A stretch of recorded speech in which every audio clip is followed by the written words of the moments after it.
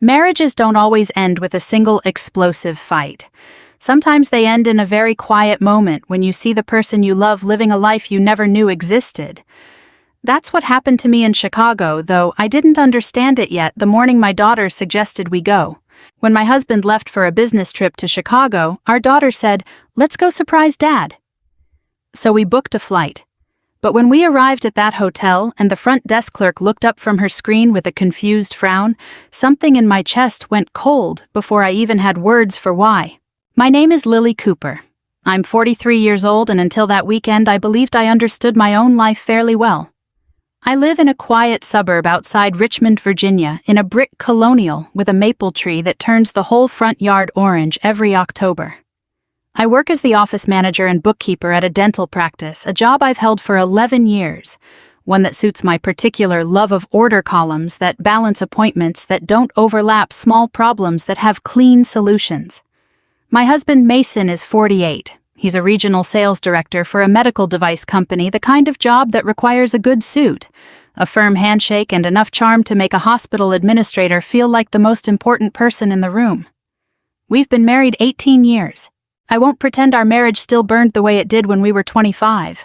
Most marriages that last don't. The romance settles into something quieter, shared grocery lists, a hand on my back while we watched the evening news, the particular comfort of knowing exactly how someone takes their coffee. I had always believed that kind of steadiness was worth more than fireworks. I still believe that, actually. I just didn't understand back then that Mason and I had stopped agreeing on what steadiness meant. Over the past 6 months, his travel had increased. Client meetings, regional conferences, FaceTime with hospital procurement teams, reasonable explanations, all of them delivered in his easy, confident way. This particular trip to Chicago, he told me, mattered more than most. A major contract was riding on it. He gave me the hotel name without my asking, mentioned the conference schedule casually over dinner, the kind of detail a man volunteers when he has nothing to hide. When I suggested a video call one evening, he waved it off. The meeting room was crowded. The days were long. He'd rather just talk on the phone when he could. I didn't think twice about it. Why would I? Chloe, our 13-year-old, missed him more than she let on. She's quick and affectionate and fiercely attached to her father in that particular way only daughters seem to be, and lately the house had felt a little emptier with him gone so often. One Saturday morning over pancakes, she looked up from her plate with an expression I recognized instantly, the one she gets when she's already decided something and is just working up the courage to say it out loud. "Mama," she said, "what if we went to Chicago and surprised Dad?" I laughed at first, but she wasn't laughing, and the longer I looked at her waffle syrup on her chin, eyes bright with the idea, the more I felt something soften in me. Guilt, maybe. We hadn't done much together as a family lately, the three of us. I told myself this trip could fix, that could remind all of us what we were to each other. I requested Friday off work. I booked 2 tickets and a room at the very hotel Mason had named. Chloe spent an hour that evening making a card, her tongue between her teeth in concentration, and when she showed it to me it read, "We missed you too much to stay home." I called Mason that night to tell him Chloe and I would be busy over the weekend, a small lie meant to keep him from calling while we were in the air. He didn't ask questions. If anything, he sounded relieved in a way I didn't examine closely enough. "Good," he said. "Maybe you two should have a girls' weekend." I remember that sentence exactly because later I would replay it 100 times, turning it over like a stone, looking for the crack I should have seen. That night, Chloe couldn't sleep from excitement. She came into our room in her pajamas, hair in a loose braid, and climbed onto the edge of my bed the way she used to when she was small. "Do you think Dad will cry when he sees us?" she asked. "Maybe," I said, smoothing a piece of hair from her forehead. "But in a good way." She smiled and went back to bed, and I lay awake a long while after imagining the look on Mason's face when he opened that hotel door. Surprise, then joy, then that particular warmth he always had for our daughter. I spent the whole night picturing his happiness. I didn't know that when Mason actually saw us standing in Chicago, what would cross his face wouldn't be joy at all. It would be fear. We were up before the sun, the alarm cutting through the dark at 4:30 in the morning, the house still cold with that particular hush that only exists before dawn. Chloe was already awake when I knocked on her door, pulling on the gray hoodie Mason had given her for Christmas, the one with the little embroidered fox on the sleeve. She'd chosen it on purpose, I think some instinct telling her it would mean something to him to see her wearing it. The drive to the airport was quiet rain tapping lightly against the windshield, the highway nearly empty except for the occasional pair of headlights drifting past in the opposite direction. Chloe sat curled against the window with the card in her lap, checking every few minutes to make sure the corners hadn't bent in her backpack. "Do you think it'll get crushed?" she asked, and I told her I'd wrap it in a plastic sleeve at the gate if she wanted, which seemed to satisfy her. Security took longer than expected. We stood in a snaking line under fluorescent light, Chloe worrying aloud about whether her snow boots counted as bulky footwear. And by the time we made it through, we had just enough time to grab coffee and a waffle from a kiosk near our gate. She talked through the whole plan while we ate, how she wanted to knock on the door herself, how I should stand off to the side so Mason wouldn't see me first, how the two of us would count to 3 and yell, "Surprise," together. I watched her animated hands moving through the air as she described it, and I remember thinking clearly and simply that this had been the right decision. That whatever had felt slightly hollow in our house these past months this weekend would begin to fill it back in. I texted Mason before boarding, "Hope your presentation goes well. We love you." His reply came almost instantly. "Going into meetings. Phone may be off all day." Something about that snagged briefly in my mind. He'd told me the night before that his presentation was scheduled for yesterday afternoon, not today, but I let it go. Conference schedules shift. I've worked in enough offices to know how often the plan changes by the hour. As we taxied toward the runway, another message came through. "Don't wait up tonight. Client dinner." I remember feeling just faintly that he was clearing the day in advance, making sure I wouldn't call and find him unavailable. I told myself I was being paranoid. I put my phone on airplane mode and watched Chloe pull down the window shade so she wouldn't see how nervous she was about takeoff. Chicago greeted us with a hard, bright, cold wind coming straight off the lake and cutting through my coat like it wasn't there. Chloe pressed her face to the train window as the skyline rose up out of the flat gray horizon, all glass and steel. And for a moment I let myself feel it too, the excitement of arriving somewhere new, somewhere our family didn't usually go. We took the train into the loop, then a short walk to the hotel Mason had named an elegant business tower near the river, with a revolving door and a lobby that smelled like cedar and fresh flowers. We checked into our own room first. Chloe wanted to go straight up to her father's floor, tugging at my sleeve, practically vibrating with anticipation.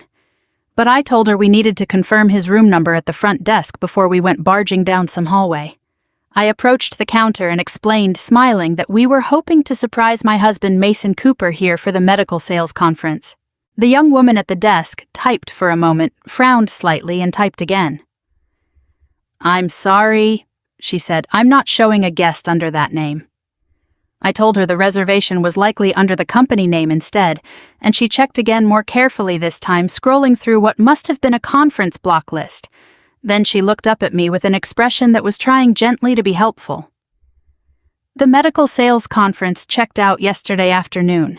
I stood there for a second without saying anything. Mason had told me the conference ran through Sunday.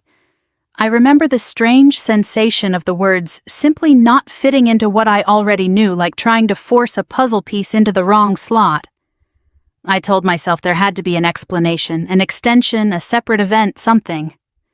Chloe was a few feet away in the seating area, still hugging her card to her chest, oblivious, watching the door for her father, the way you'd watch for a parade. I called Mason. It went straight to voicemail. I stood at that counter, turning the phone over in my hand, trying to construct some version of events that made sense when Chloe suddenly stood up and pointed through the tall windows facing the street. "Mom, isn't that Dad?" I turned. Across the street through the gray afternoon light, a man in a familiar brown coat was walking toward the glass doors of a service apartment building, the kind of place executives rent by the month, all clean lines and discreet awnings. I would have known that walk anywhere. 18 years of watching a man cross a room teaches you the shape of him even from a distance, even through glass, even in a city that wasn't ours. But he wasn't walking in alone. A woman had her arm looped through his, laughing at something he'd said, her head tilted toward his shoulder in a way that made my stomach drop before my mind had even caught up to what I was seeing. I moved fast, stepping between Chloe and the window before she could look any longer, murmuring something about how the light was playing tricks, how it probably wasn't him. But I knew from the coat, the brown wool one I'd bought him 2 winters ago at the outlet mall in short pump, complaining the whole drive home about the price. I knew from the way he carried his shoulders slightly forward like he was always walking into a meeting he needed to win. I knew from the leather bag swinging at his side, the one I'd given him for his 45th birthday with his initials stitched into the strap. Chloe wanted to run across the street right then, tugging at my hand, asking why we weren't going to say hello. I told her we should get settled. First, drop our bags, let Dad finish whatever he was doing. I needed a few minutes, just a few, to understand what I'd seen before I let it anywhere near my daughter. Back in our room, I called Mason again. This time he answered with a text instead of a call, still in meetings. Can't talk. I stared at those words, knowing they'd arrived only minutes after I'd watched him disappear through a set of glass doors with a woman on his arm. There was no more room left for doubt, no gentler interpretation I could bend the facts into. I asked Chloe to stay in the room and watch something on TV while I went down to sort out a mix-up with Dad's reservation. She agreed, a little disappointed, already reaching for the remote, and I stepped out into the hallway feeling like I was walking through water. I crossed the street and sat in the corner of the apartment building's small cafe ordering a coffee. I had no intention of drinking, watching the elevator bank and the front doors. 20 minutes passed. Then the doors opened and Mason walked out with the same woman, both of them dressed for dinner, now her in a fitted black dress, him in the navy jacket I'd steamed for him myself before he left. This wasn't 2 colleagues finishing a meeting. This was something else entirely, something with rhythm and habit built into it, the kind of ease that only comes from repetition. He rested his hand at the small of her back as they walked toward the door. She turned and kissed his cheek, light and familiar, and said something I wasn't meant to hear but did anyway, her voice carrying just enough in the quiet lobby. Once the divorce is final, we won't have to keep doing this. I stood up. My legs moved before my mind had fully processed the sentence. I said his name just that flat and clear. Mason. He turned, and I watched his face do something I will never forget. The easy, practiced calm sliding off in an instant, replaced by something closer to raw panic. The woman looked between us, confused, her smile fading into uncertainty. "What are you doing in Chicago?" Mason asked, as if I were the one who owed an explanation. "Our daughter wanted to surprise her father," I said. His face went the color of the sidewalk. The woman looked at me properly now, taking in my coat, my face searching for context. "Your daughter?" she asked. "I'm Lily Cooper," I said. "Mason's wife." I watched the words land on her like something physical. Her arm slid slowly away from his. She introduced herself Claire, she said, though I barely registered it at the time, and I could see plainly that she was as blindsided as I was, just from a different direction. Over the next few minutes, in halting, disbelieving fragments, the shape of what Mason had built came into focus. Claire believed he and I had been separated for nearly a year. She believed we lived in different houses. She believed the divorce papers were filed and simply awaiting a judge's signature. Mason had even shown her a photograph of the documents. She said the pages spread across a kitchen table she'd assumed was his own. I had never seen those papers. I had certainly never signed anything. Claire's expression shifted from confusion to something colder as the truth settled over her too. She hadn't just been lied to about a marriage's status. She'd been made complicit in a fiction unknowingly for months. Mason tried to speak something about a complicated misunderstanding, but I didn't raise my voice. I didn't need to. "How long have you been telling people our marriage was over?" I asked him. He didn't answer. He didn't have an answer, or if he did, he wasn't brave enough to say it out loud in that lobby in front of 2 women who had each in their own way trusted him with a version of the truth he'd invented for his own convenience. My phone buzzed in my coat pocket. A message from Chloe, 13 years old and still holding a homemade card, waiting patiently, 4 floors above a life she had no idea existed. "Mom, when can we surprise Dad?" I looked at Mason standing there, guilt written plainly across a face I'd known for 2 decades, and understood with sudden and terrible clarity that the hardest part of this day wasn't what I'd just witnessed. It was walking back across that street and figuring out what to say to the little girl who still believed her father was going to cry happy tears when he saw her. Before I went back to Chloe, I turned to Mason once more. I told him quietly and without drama that she hadn't seen anything, not the woman, not the apartment building, none of it, and that he was not to come to our room until I decided how or whether to tell her something had gone wrong. He tried to follow me anyway, already talking, already reaching for some explanation he thought might soften what I'd seen. I stopped him at the hotel's revolving door. "You had months to explain," I said. "You chose to lie instead." He didn't follow me further. Upstairs, Chloe was sitting cross-legged on the bed, the card resting in her lap, half watching a cartoon with the sound low. She looked up when I came in, and I watched her face change the moment she really looked at mine the way children do, reading you before you've said a single word. She asked why we weren't going to see Dad's hotel room. I told her his plans had shifted because of work, that he was staying somewhere else nearby. It wasn't a full lie. It also wasn't the truth, and I hated in that moment being the kind of mother who had to choose which one to give her. "Did Dad do something bad?" she asked, and there was no getting around the directness of that question, the way children cut straight to what adults spend hours dancing around. "Your father made choices that hurt our family," I said. "I'm still trying to understand them myself." About an hour later, there was a knock. Chloe ran for the door before I could stop her, but she slowed when she saw both our faces, mine, carefully composed. Mason's raw and uncertain in a way I'd rarely seen. She still handed him the card. He unfolded it slowly, read the words she'd written in careful looping handwriting. "We missed you too much to stay home," and I watched something in him break open. He wasn't performing.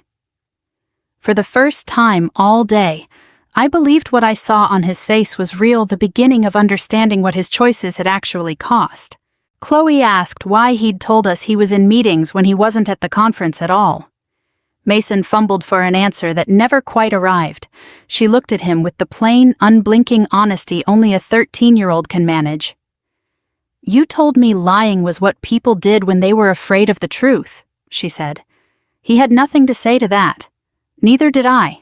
Later that evening, after Mason left, and Chloe had finally fallen asleep with the television still murmuring, my phone lit up with a message from an unfamiliar number. It was Claire. She'd found my information somewhere, social media maybe, or an old business card Mason had left in a drawer, and she said to tell me everything. I almost didn't respond, but something told me I needed to know exactly what I was dealing with, so I let her talk. Over the next hour, in a long, unraveling series of messages, Claire laid out 9 months of a relationship built on a story Mason had constructed with real care. He'd told her we separated almost a year earlier. He said he'd been staying at the Chicago apartment on business trips, ever since, slowly building a life there ahead of an eventual permanent move once the divorce was finalized. She sent screenshots, conversations where he wrote plainly, "Lily already signed. I'm just waiting for the court date." In another, he explained he'd used money from his portion of the assets to cover the deposit on the apartment they'd been living in together part-time for months. I sat on the edge of the bathroom sink after reading that the door shut so Chloe wouldn't wake, and opened our banking app with hands that weren't quite steady. Our joint savings account looked ordinary enough. But the investment account, the one Mason had always managed, the one I'd trusted him with because numbers weren't my interest, and he seemed to enjoy them, had been steadily bleeding for 6 months. Small transfers easy to miss if you weren't looking closely. $4,800 in February, $7,200 in April, $9,500 more in June. Because he handled the investments I'd simply never checked. Altogether, nearly $78,000 had quietly disappeared. I sat there a long time with the phone glowing in my hands, doing the kind of math that has nothing to do with numbers, counting up not dollars, but months. Meetings, missed video calls, all the small excuses I had accepted without question, because I trusted the man giving them to me. When Mason finally texted asking if we could talk in the morning, I didn't answer right away. I looked instead at Chloe, asleep, with one arm flung over the blanket, still wearing the fox hoodie she'd chosen that morning, to make her father smile. I thought of the question I would eventually ask him, the one that had already begun forming in the quiet of that bathroom. Was Claire the only thing you were hiding? Somehow I already knew the answer wasn't going to be simple. Chicago hadn't just exposed an affair. It had cracked open a door, and behind it was something far larger, a life Mason had been building for months, brick by brick, while I stood in our kitchen back in Richmond believing every word he told me. We changed our flights and flew home the next morning. Mason stayed behind, telling us he needed to sort things out with work, though I understood by then he simply didn't have the nerve to sit beside us on that plane. The flight home was nothing like the flight there. Chloe didn't talk. The card sat folded at the bottom of her backpack, and she spent most of the trip looking out the window at the clouds, occasionally asking questions. I didn't fully know how to answer whether her father was going to leave us, whether this was somehow her fault for suggesting the trip in the first place. I told her as steadily as I could manage that whatever happened between her father and me, she would never be abandoned. I meant it. I still do. Once we were home, I didn't cry in front of her, and I didn't fall apart the way some part of me wanted to. Instead, I did something that surprised even me. I got organized. I backed up every bank statement I could find. I photographed our tax returns, our mortgage documents, the deed to the house. I changed the passwords on my personal accounts and kept copies of our birth certificates, passports, and insurance records somewhere Mason wouldn't think to look. I didn't drain any joint accounts. I didn't destroy a single thing that belonged to him. I didn't post a word of it online. Some instinct in me understood, even in the rawest hours of that week, that how I handled this would matter, not just for the divorce, but for the woman I would still have to look at in the mirror afterward. I found a divorce attorney named Rachel Moreno through a coworker who'd gone through her own difficult separation 2 years earlier. Rachel was calm in a way that felt almost clinical, which I needed badly at the time. She told me not to confront Mason further until we'd secured our financial footing. Money moved during a marriage, she explained, generally still counted as shared property, regardless of whose name was on the account. She recommended a forensic accountant. She told me that if Mason had used our joint funds to support a relationship outside our marriage, that spending could be factored back into how our assets were eventually divided. She also cautioned me gently but firmly not to block Mason from seeing Chloe unless there was a genuine safety concern. Punishing him through our daughter would only end up costing Chloe more than it cost him. I told Rachel in a moment of raw honesty that some part of me wanted him to lose everything. She looked at me evenly and said something I've carried with me since. Your goal isn't to destroy him. Your goal is to keep him from destroying what remains. The forensic accountant confirmed what I already suspected, and then some. Nearly $78,000 had moved out of our investment account into personal accounts Mason controlled alone. Some of it covered rent on the Chicago apartment. Some went toward jewelry weekend trips, a deposit that would have secured that same apartment as a permanent residence. Worse, several of those trips had been submitted to his company as legitimate business travel and reimbursed. And tucked away in our shared cloud storage, a folder I'd forgotten even existed, one we'd used years earlier for wedding photos, was a draft separation agreement Mason had apparently been quietly assembling. In it, he proposed I keep the house but take on the full mortgage myself. He intended to keep the bulk of his retirement account. He planned to relocate to Chicago. Chloe, in his draft, would see him during select holidays, as though her presence in his life were a line item to be scheduled rather than a relationship to be protected. Mason came home 3 days later, likely expecting tears or shouting or some version of me begging him to stay. Instead, I had the financial documents laid out on the kitchen table when he walked in. He glanced at them and immediately claimed the money had been a personal bonus, something separate from our shared finances. I reminded him calmly that the funds had gone into our joint account first before he'd quietly redirected them. He accused me of violating his privacy by looking too closely. Privacy is closing the bathroom door, I told him. This was deception. He didn't have a response for that either. A few days later, Rachel formally notified Mason that I had filed for divorce and was requesting a temporary order to protect our remaining shared assets. He read the letter standing in our kitchen, the same kitchen where we'd eaten 1,000 ordinary dinners over 18 years, and looked at me with an expression somewhere between disbelief and grief. "You're really going to end 18 years over one mistake?" he asked. I thought about Chicago, the hotel lobby, the apartment building. Claire's arm looped through his, the draft agreement hidden in a folder meant for wedding memories. I thought about every small excuse I had accepted without question because I trusted the man giving them to me. "Chicago wasn't one mistake," I said. "It was where I finally saw all the choices you had already made." I watched something in his face give way, not quite acceptance, not yet, but the first crack in the story he'd been telling himself. Outside the porch, light flickered on with the dusk timer, the same one Mason had installed years ago, back when installing things for our house still felt like an act of love rather than a habit left over from one. Mason moved into a rented apartment across town, one of those beige complexes with a pool no one used in winter. For the first few weeks, Chloe refused to see him. I never pushed her toward forgiveness, but I did encourage her to talk to someone, a family therapist. Rachel recommended a woman named Dr. Patel, who specialized in adolescents navigating divorce. Mason texted Chloe every day. She read the messages. She didn't answer most of them. I had my own life to keep upright in the meantime. There were bills that didn't care about heartbreak, a job that still needed me at 8 sharp every morning, a daughter whose school schedule didn't pause for any of this. Neighbors asked carefully where Mason had been lately. I kept my answers short and unremarkable. I wasn't interested in turning our street into an audience. Claire, for her part, sent everything she had to Rachel, months of text messages, apartment receipts, photographs, even the doctored image of divorce papers Mason had shown her to prove our marriage was already over. She cut off all contact with him completely. When she reached out to apologize to me directly, I didn't feel much anger left for her by that point. "You believed the same man I did," I told her. "The difference is I believed him for 18 years.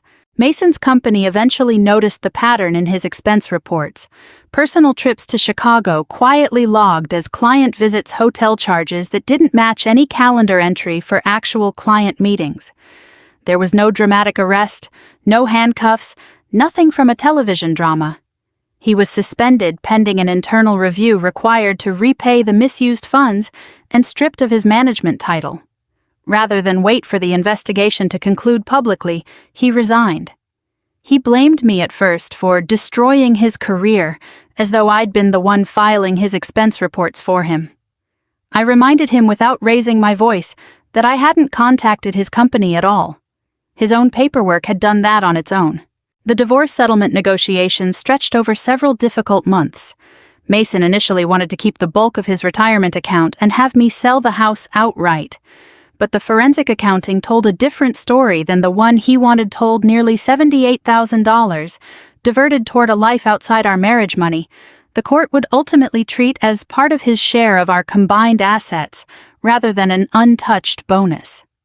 In the final agreement, I kept the house provided I could refinance the mortgage in my name alone. The retirement accounts were split according to state guidelines. Mason agreed to contribute to Chloe's therapy and future school expenses. Custody was arranged with an emphasis on stability for her, not convenience for either of us. There was no thunderous moment in a courtroom, no judge slamming a gavel, no scene worthy of daytime television. The real weight of everything settled instead in a quiet conversation Mason and I had after the mediation session ended, standing near the elevators of an unremarkable office building, both of us worn thin from months of paperwork and lawyers and careful guarded phone calls. "I never meant to lose my family," he said. "You didn't lose us in Chicago," I told him. "You spent 9 months building a life that didn't include us." He asked quietly if I thought I'd ever forgive him. I considered the question honestly before answering, because I owed him at least that much honesty even now. "Forgiveness may come later," I said. "Trust is not coming back." He nodded slowly, like he'd expected that answer and hated hearing it confirmed anyway. There was nothing left to say after that. We rode the elevator down together in silence, two people who had once built an entire life out of small, ordinary days, now dividing that life into folders and signatures. Outside, Chloe was waiting in the car exactly where I'd asked her to sit while the meeting finished. She rolled down the window as I approached, her expression somewhere between hopeful and braced for bad news, the way 13-year-olds often look when they're trying very hard to seem older than they are. "Is it over?" she asked. I got in beside her, started the engine, and let the heater begin to hum against the late autumn chill outside. "The marriage is ending," I said. "Our life isn't." She studied me for a moment the way she'd studied my face back in that Chicago hotel room, searching for the truth underneath my words. Whatever she found there seemed to satisfy her at least enough for now. She reached over and turned up the radio, and we drove home together through streets that looked exactly the same as they had a year earlier, even though nearly everything about our lives inside them had changed. 9 months passed, the way difficult years sometimes do, slowly in the moment, and then looking back all at once. The divorce was finalized in early spring. I refinanced the mortgage on my own, nervous the whole process, but I kept the house, which meant Chloe didn't have to change schools or say goodbye to the maple tree she'd been climbing since she was 6. I picked up freelance bookkeeping work in the evenings, a few small local businesses, at first a flower shop, a family-owned hardware store, word spreading slowly the way it does when people trust you with their numbers. Eventually, I turned it into something more official, a small practice of my own. It wasn't the kind of transformation you'd see in a movie, no dramatic reveal of hidden success. Just steady, reasonable independence, built one client at a time. Chloe and Mason found their way back to each other slowly through short lunches. At first, an hour here and there, nothing forced. Their relationship wasn't what it had been before Chicago, and I don't think it ever fully will be. He wasn't handed forgiveness the moment he asked for it. To his credit, he didn't expect it to work that way. He started therapy of his own, and for the first time since I'd known him, he began owning his choices out loud instead of explaining them away. I stayed out of it, mostly stepping in only when I needed to remind him that Chloe's boundaries came first, not his comfort. One evening, months into this new rhythm, Chloe sat on the porch steps beside me, while the sky turned that particular shade of orange it gets in late summer. "I still love Dad," she said, watching a pair of fireflies blink somewhere near the hedge. "I just don't trust him yet." "You're allowed to feel both," I told her, and I meant it more than I think she realized. A few weeks after that conversation, I was cleaning out a hallway closet and found the card, the one she'd made for that Chicago trip, still folded the way it had been in her backpack, the crease from the flight permanently pressed into the paper. I brought it to her and asked if she wanted to keep it somewhere. She looked at it for a long moment, turning it over once in her hands. "No," she said finally. "That was for the Dad I thought I was going to see." She didn't tear it up or throw it away